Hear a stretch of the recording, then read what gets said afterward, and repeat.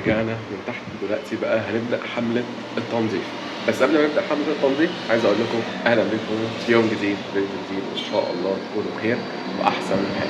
وبرده قبل ده كله يلا نروح نغير ونرجع تاني. ويلا بينا. أول حاجة هنعملها وهو الدولاب في الوش ده هحطه معايا وهننضفه كده عشان نبدأ إن احنا نرص فيه إيه الحاجات والشنط اللي احنا جايبينها. يلا بينا مع بعض.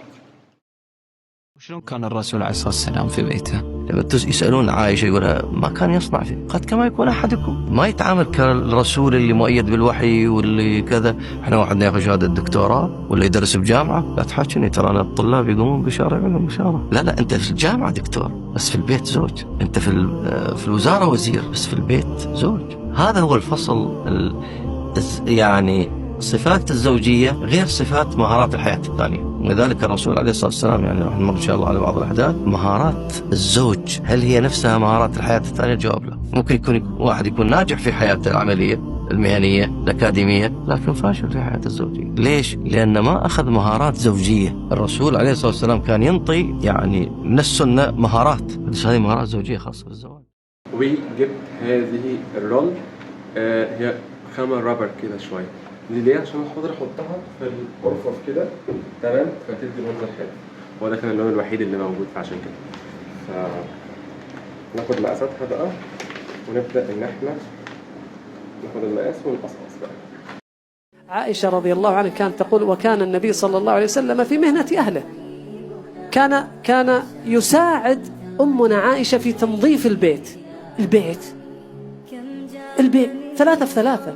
غرفة عائشة 3 في 3 يا جماعة، 3 في 3، لا تحتاج أحد يساعد فيها. حطيت الرابر دي، بصوا حطيت 2 لأن واحدة مش نافعة، واحدة مش عريضة، فحطيت 2. وحطيت برضو واحدة بس اللي فوق، ودي مش هحط عشان دي هحط فيها الشنط. فخلصنا نضفنا الدولاب وحطيت الرابر كده، فضل بقى ان انا ارص كل حاجة في الدولاب. فيلا بينا. لا تحتاج أحد يساعد فيها، لكنه الحب بالشعور ليس بالحضور. أنا معك، بس أنا أحسسك. إلى متى الواحد يسعى؟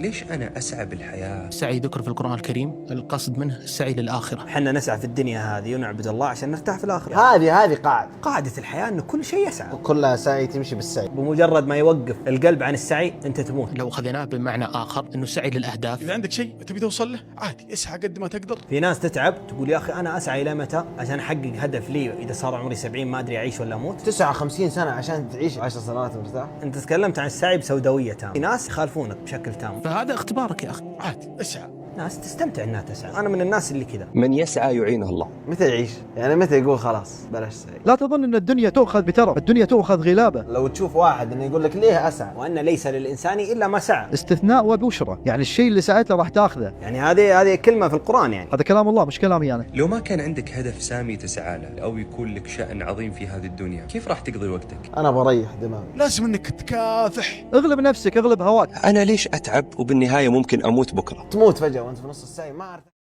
لحد ما خلصت الدولاب حطيت هنا الشنط كلها واللحاف برضه عشان مش بستعمله دلوقتي واللبس. وفوق بقى احط هنا الحاجات انا بستخدمها يوميا، الصامبل والحاجات من دي. في كام حاجات برضه مش هستخدمها، اطباق وكده، هبدا ان انا احطهم فوق. الفكره انا ما جبت شماعات لان انا كان السكن اللي فات ما كانش بستخدمه كتير، فحاليا ممكن احتاج بس مش ازمه، يعني حاليا ما تبقاش ازمه. بعلقه كده برميه بس كده فوق البتاع. فده فاينل الدولاب. اكيد لو في حاجه تاني هنحطها. نيجي بقى لهذه الناحيه، ده كله السرير. فالسرير ده عايز الم الشنط دي واشوف البطانيه واللحاف وامسح برضو حرف السرير دي. فيلا بينا. إن لم يكتب الله ما سعيت إليه فقد كتب لي ما هو أفضل منه. لأن الرزق نوعان، رزق مكتوب لك ورزق مرتبط بالسعي. والله العظيم لو تجتمع عليك الأمة تبي تقطع رزقك ما تقدر. ما في شيء يتحقق إلا بإرادة الله. لأن الله عادل ما هو ظالم. اسعى بطمأنينة أن الله بيعطيك وبيوفقك وبيرزقك وأنت تستحق. ما كتبه الله لك أنت من تسعى إليه. انت تسعى لايش؟ عشان تقوم، عشان تطلع لك حياه ويطلع لك مجد ويطلع لك روح وتحس انك انسان طالع بيمناك، ما له حد فضل لا بعيد ولا قريب. كيف أسعى؟ الدعاء، الرجاء، الاعتقاد، الظن، سعيك بالإيمان، سعيك بالتفكير الإيجابي. كلهم يجب أن يكونوا مرتبطين ارتباطا وثيقا بالسعي، بالعمل. العمل عبادة، فلما تخلص النية لله وتعمل أنت شخص عظيم. ما يجيك كذا شعور يوم من الأيام لازم تسوي بصمة في الحياة؟ عندي شيء انا لازم اوصل. يجي ويروح. لذلك هو السعي أنك تدعو الله أولا. الحاجه الاولى لا تخلي الصلاه الابراهيميه، لا تخلي الاستغفار، لا تخلي الصدق. خلاص انت اسعى الين توصل لشيء معين، خلاص بعدها خليك قنوع يا اخي. لا تشوف إن في شيء كبير عليك، لا تشوف أنها أنا ما أقدر. لا تستصغر فيك مثقال ذره. أنك تؤمن أن أي شيء تبغاه موجود عند الله في علم الغيب، لأنك خلق الله المكرم. إذا امتلأ وقتك برحلة عظيمة مخلص فيها النية لله، تكون طبقت مقولة اعمل لدنياك كأنك ستعيش أبدا، واعمل لآخرتك كأنك ستموت غدا. كيف أسعى؟ الدعاء، الرجاء، الاعتقاد، الظن، سعيك بالإيمان، سعيك بالتفكير الإيجابي. كلهم يجب أن يكونوا مرتبطين ارتباطا وثيقا بالسعي. حاجة وألطف حاجة سنفتح وجهي. هذا المعطر